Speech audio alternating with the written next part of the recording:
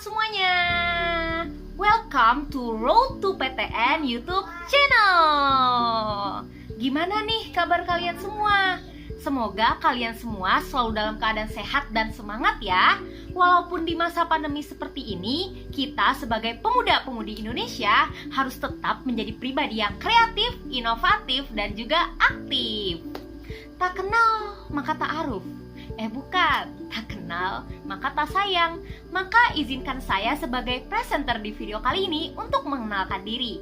Perkenalkan, nama saya Nirsa Ismi Almanda atau biasa dipanggil Mimi. Saya adalah mahasiswa baru di Universitas Negeri Jakarta, program studi Pendidikan Masyarakat.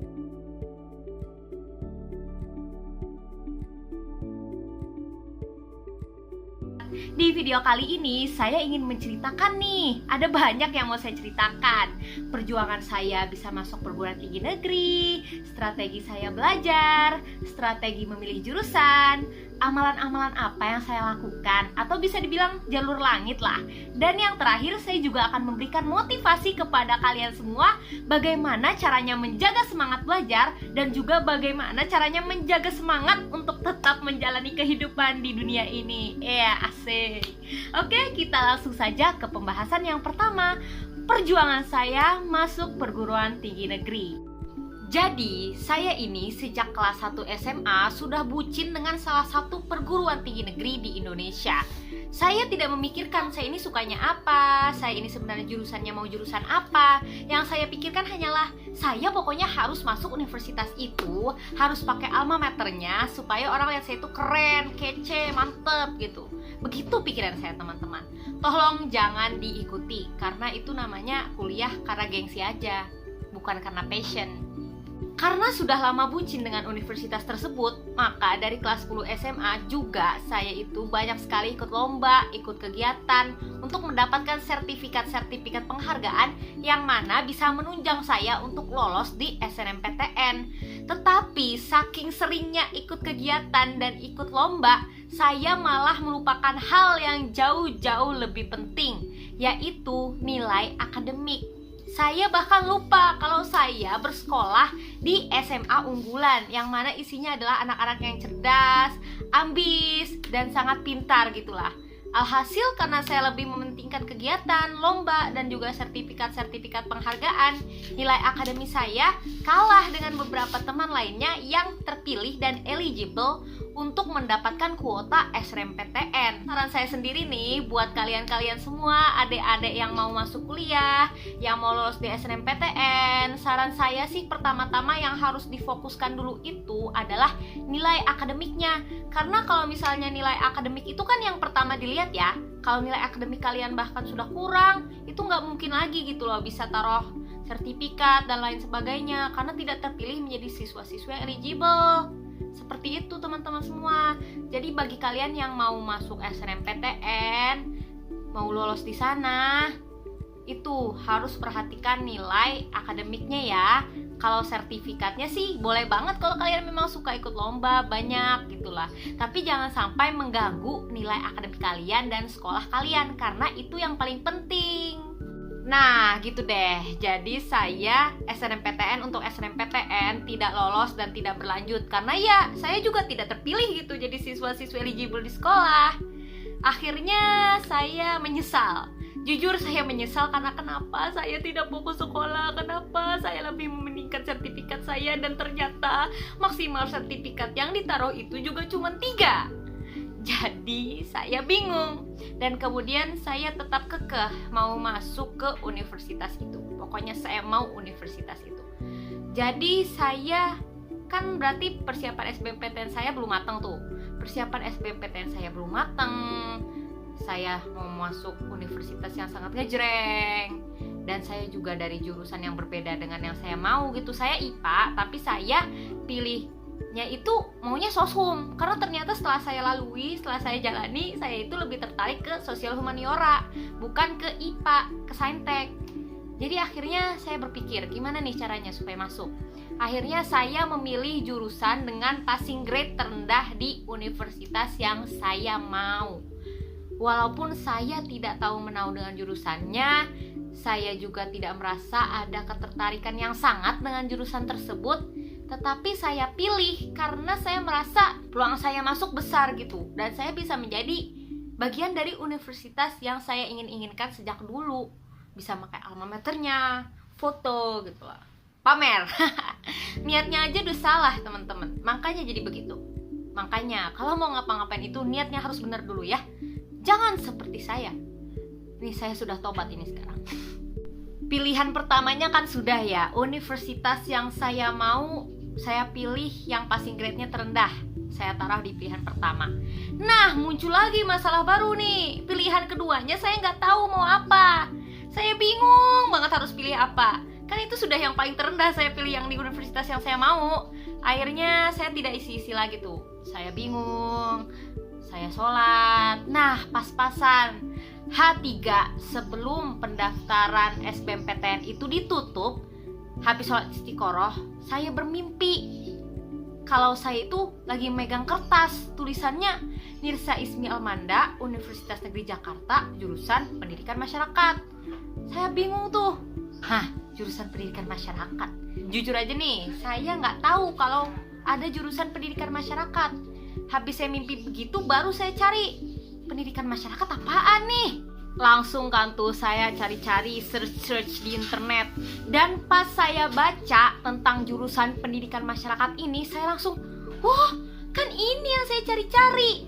Bentar, mau cerita dikit nih. Jadi saya itu pas SD punya banyak teman-teman saya itu anak-anak jalanan. Saya sering banget ngumpul sama mereka, ngobrol-ngobrol gitu.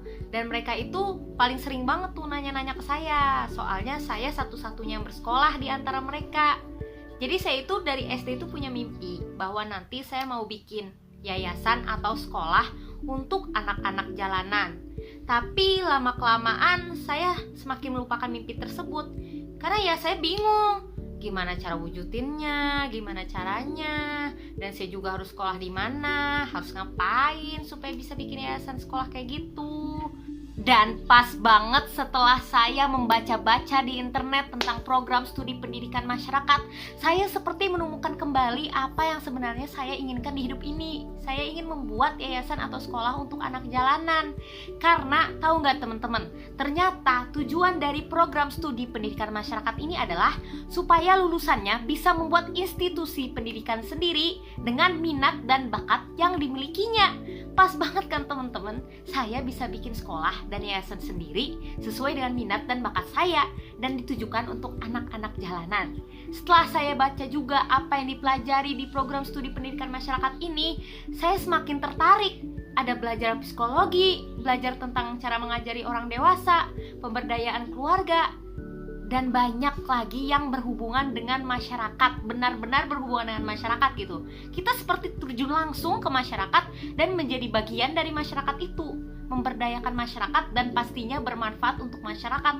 Jadi saya langsung, wah, oke, tidak perlu mikir dua kali lagi, taruh nih. Saya taruhnya, salahnya saya salah terus ya dari tadi. Jadi salah saya ini, saya taruh program studi yang benar-benar saya suka itu di pilihan kedua. Karena ya saya masih lebih mau universitas yang wow, bukan program studi yang benar-benar saya mau. Masih mementingkan gengsi saya. Tapi setelah saya submit, udah selesai, itu udah tinggal dicetak, saya jadi kepikiran, loh, perasaan program studi pendidikan masyarakatnya lah rame banget. Program studinya perasaan ini yang saya cari-cari deh. Perasaan saya memang maunya begini, saya memang suka masyarakat, saya memang suka bersosialisasi, komunikasi sama masyarakat. Terus tapi kenapa saya taruhnya di pilihan kedua? Nanti kalau misalnya saya lolos di pilihan pertama, apakah saya bakal bahagia dan ikhlas gitu jalaninnya? Pokoknya saya itu selama detik-detik menunggu pengumuman SBMPTN, saya benar-benar galau. Takut kalau misalnya nanti saya lolos di pilihan pertama, saya beban menjalaninya cuman karena pakai alma maternya doang, jadi saya seneng gitu, padahal dalamnya enggak. Akhirnya yang namanya rezeki, semuanya itu ya sudah diatur sama Allah. Alhamdulillah, takdir memang tidak akan kemana-mana. walaupun saya taruh di pilihan kedua, program studi pendidikan masyarakat itu Universitas Negeri Jakarta, alhamdulillahnya saya lolosnya di pilihan yang kedua, yaitu program studi pendidikan masyarakat. Jujur pas diumumin kalau misalnya saya lolosnya di program studi yang pendidikan masyarakat Universitas Negeri Jakarta itu, saya terharu banget, saya nangis-nangis, saya seneng banget. Alhamdulillah ya Allah, doa saya dikabulin, semua yang membuat saya galau, gundah merana akhirnya terbayarkan. Saya bisa masuk program studi yang saya pengen dan saya bahagia jalaninnya. Dan bener aja sekarang pas saya jadi mahasiswa baru di program studi pendidikan masyarakat, kan udah mulai belajar nih. Ternyata pelajarannya itu seru banget, saya malah tidak berasa belajar karena saking serunya gitu. Dan memang saya suka, jadinya saya tidak beban menjalaninya. Ya karena saya masih mahasiswa baru juga sih, masih semangat banget. Cuman saya yakin kalau misalnya saya sudah semangat awal-awal gini, insya Allah semangatnya bakal terjaga sampai akhir. Karena saya memang suka dengan program studinya. Dan saya yakin sekali bahwa program studi pendidikan masyarakat inilah yang kemudian akan mengantarkan saya ke impian terbesar saya, yaitu membuat yayasan atau sekolah untuk anak jalanan. Nah, perjuangan masuk PTN-nya sudah. Sekarang kita lanjut ke poin yang kedua yang akan saya jelaskan, yaitu sistem saya belajar. Gimana sih caranya belajar sebentar tapi alhamdulillah tembus PTN dengan nilai yang tinggi. Nilai UTBK saya itu 600 ke atas, 600 plus 600 berapa ya kira-kira? 630-an deh kayaknya. Dan itu bisa saya dapatkan hanya dengan belajar selama 3 hari. Itu belajar intensifnya 3 hari teman-teman. Nah jadi caranya tuh gini, saya juga tidak bimbel ya. Dari saya sekolah kelas 10, 11, 12 saya itu tidak pernah bimbel. Baik itu bimbel buat di sekolah ataupun bimbel buat SBMPTN. Saya otodidak saja. Jadi cara saya belajar itu gini, walaupun saya belajar intensifnya cuma 3 hari, jangan dikira saya belajar cuma 3 hari. Saya beli buku buat SBMPTN itu sejak 6 bulan yang lalu. Walaupun saya tidak berharap di SBMPTN, tapi saya beli buku SBMPTN. Aduh, gimana tuh, bikin pusing kan? Jadi saya ini kan memang suka sosial humaniora. Jadi awalnya rencana saya beli buku SBMPTN itu biar saya bisa lebih mendalami pelajaran IPS, bukan buat belajar SBMPTN-nya. Jadi saya sempatkan tuh setiap hari ada aja saya baca, meski cuma 1 halaman, 2 halaman, tapi konsisten saya lakukan. Dan karena belajarnya itu tidak membuat saya pusing, tidak harus begadang, tidak harus nunda-nunda makan, akhirnya lebih cepat gitu loh masuknya. Jadi setiap hari itu saya adalah 1 hari itu belajar minimal 1 halaman, saya baca aja tuh, saya stabiloin enggak, saya coret-coret bukunya enggak, saya salin ulang enggak, saya baca aja kayak baca novel. Cerita perjuangan masuk PTN sudah, sistem belajar saya sudah. Oke, kita masuk ke poin yang berikutnya, yaitu adalah amalan dan doa-doa yang saya lakukan sehingga bisa lolos di perguruan tinggi negeri. Jadi teman-teman, saya mau cerita nih, pas sudah musim COVID itu saya menjadi semakin alim, Masya Allah. Jadi karena di rumah terus kan, saya akhirnya banyak nonton, banyak dengar ceramah-ceramah, dan saya menyadari bahwa ada satu sholat yang benar-benar sangat ampuh untuk mengabulkan doa. Tak lain dan tak bukan adalah yang namanya sholat tahajud. Jadi konsisten tuh sholat tahajud setiap malam. Kalian doa tuh benar-benar pas sholat tahajud, bangun. Selain sholat tahajud, saya juga rutin melaksanakan sholat hajat. Setiap habis sholat wajib itu saya langsung sholat hajat, kecuali pas sholat asar. Saya sholat hajat tuh. Itu karena saya baca-baca juga di internet bagaimana sih caranya supaya keinginan kita dikabulkan.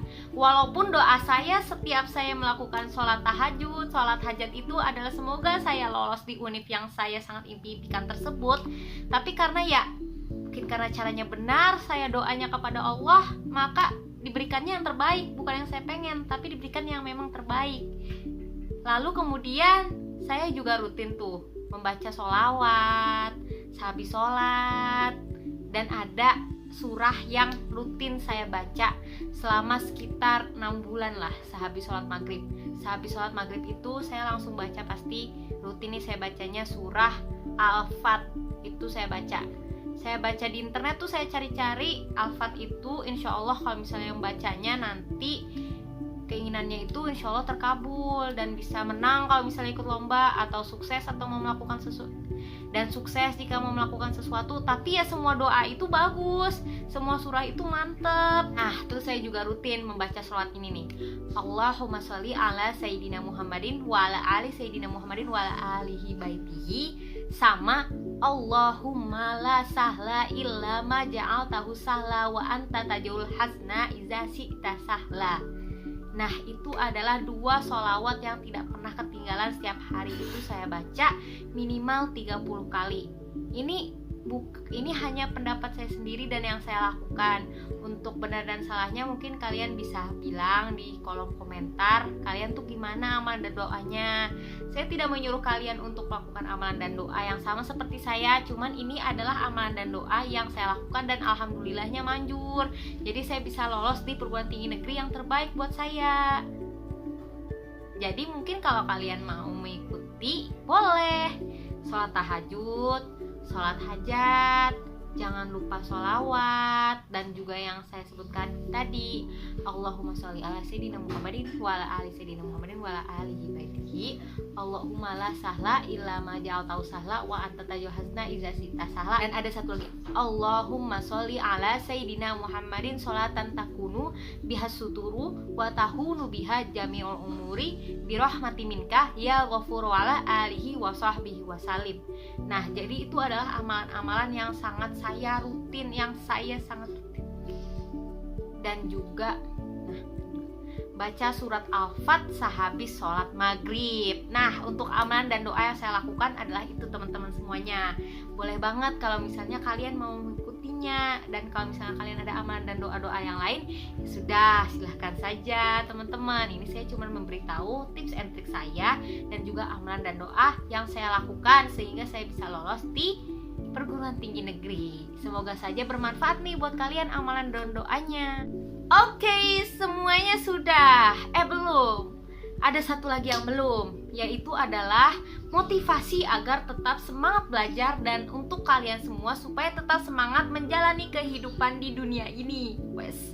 Pertama, tips untuk selalu dan semangat dalam belajar. Jaga motivasi kalian dalam diri. Kalian tuh punya cita-cita. Kalian sebagai pemuda-pemudi Indonesia, cita-cita bangsa itu kalian yang pegang. Gak usah jauh-jauh deh, kalian sendiri aja. Kalian pasti mau kan jadi orang sukses? Kalau mau jadi orang sukses itu adalah kerja keras, kerja cerdas, dan juga belajar.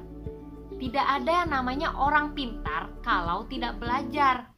Orang yang pintar dari sananya aja juga harus tetap belajar. Apalagi kalau misalnya sudah, mohon maaf nih, sudah gak pintar, males, itu gimana mau maju? Kalau misalnya kalian itu rajin, walaupun kalian gak terpintar amat awalnya, pasti kalian bakal jadi pintar, bahkan ngalahin yang pintar tapi males. Makanya itu, semangat belajar itu harus dijaga, karena itu berhubungan sama masa depan kalian. Kalian pasti mau kan membanggakan orang tua, membanggakan teman-teman kalian, membanggakan pasangan kalian, membuat orang-orang kagum, membuat orang-orang senang, membuat orang-orang bahagia karena prestasi kalian. Jadi jagalah semangat belajar itu. Jangan goyah walaupun mungkin sehabis belajar ternyata nilainya masih sama-sama aja, masih jelek. Tidak apa-apa, yang namanya proses itu bertahap. Yang penting kalian konsisten. Dan yang pasti kalian harus bahagia dan ikhlas. Dan tidak lupa hal yang paling penting, niat dalam belajarnya juga harus benar. Aku belajar itu karena memang aku mau belajar, aku mau jadi orang baik, aku mau jadi orang yang lebih baik, mau belajar. Kok diulang-ulang? Nggak, maksudnya orang yang lebih baik dan membuat dunia ini lebih baik dengan kehadiran saya dan kehadiran kita semua. Seperti itu teman-teman. Jangan kita itu belajar pinter niatnya cuma mau dipuji orang. Itu nanti malah jadi susah masuk pelajarannya. Dan kalau misalnya masuk juga pelajarannya, pasti ujung-ujungnya kita bakal mikir gini, ih aku pinter, lebih pinter dari dia, ih dia segitu doang, aku lebih pinter. Kan jadi sombong, penyakit hati ujung-ujungnya. Gitu teman-teman cara buat tetap termotivasi dan semangat dalam belajar. Berikutnya adalah cara biar selalu semangat menghadapi kehidupan di dunia ini. Yang pertama, ada banyak orang yang sayang sama kalian. yang pasti bakal selalu support kalian dalam keadaan apapun, dan tidak peduli mau kalian itu salah, bener. Dan kalau kalian salah itu dibilangin, bukan dijauhin. Dan kalian harus sadar bahwa kalian punya seseorang itu. Bukan seseorang, malah banyak orang. Jadi kalau misalnya kalian down, bingung, pusing, selalu ingat bahwa akan ada tangan-tangan yang memegang tangan kalian, ada bahu-bahu untuk bersandar, dan tentu saja ada Allah untuk kita semua mencurahkan semua perasaan dan hati kita. Seseorang tidak mungkin diberi cobaan yang melampaui batas kemampuannya. Maka tetap percaya kepada Allah bahwa semua masalah yang kamu lewati ini pasti akan terlewati, dan semua masalah ini pasti akan menjadi sebuah pelajaran yang nantinya akan sangat berharga. Jadinya tetap semangat belajar, dan tetap semangat dalam menjalani kehidupan. Karena jika kamu semangat dan terus-menerus berbuat baik, menyebarkan kebaikan, nanti kamu pasti akan mendapatkan yang namanya, oh ini dia, nah ternyata ini hikmahnya aku dapat cobaan ini, oh ternyata ini dia hasilnya. Nah, karena semua poinnya sudah, saya selaku presenter di video kali ini izin pamit undur diri. Sekian, terima kasih, dan mohon maaf jika banyak kesalahan dalam ucapan kata. Dan jangan lupa tetap jaga semangat dan juga jaga kesehatan. Sekian dari saya, wassalamualaikum warahmatullahi wabarakatuh. Dadah semuanya.